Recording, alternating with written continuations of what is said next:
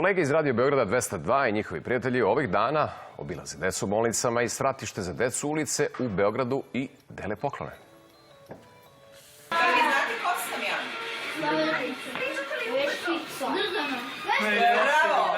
Veštica. Šta radi zla veštica?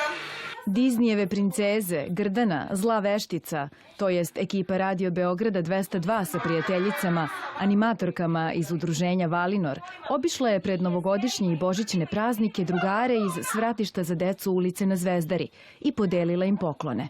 Radio Beograd 202 kao jedan od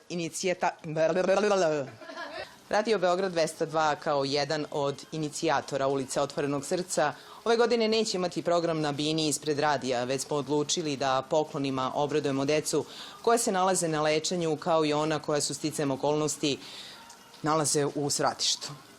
Naravno da smo mislili i na naše slušaoce jer zbog njih i postojimo, pa ćemo njih iznenaditi nekim prigodnim poklonima u maratonu koji počinje 30. decembra i trajeće sve do 8. januara. Devojčice i dečaci iz svratišta na Zvezdari obradovali su se poklonima koje je 202 obezbedila uz pomoć prijatelja, 40 kompanija i preduzetnika.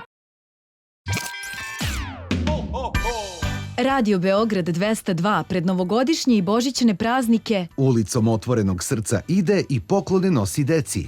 U bolnicama u Sokobanjskoj i Tiršovoj i u svratištu.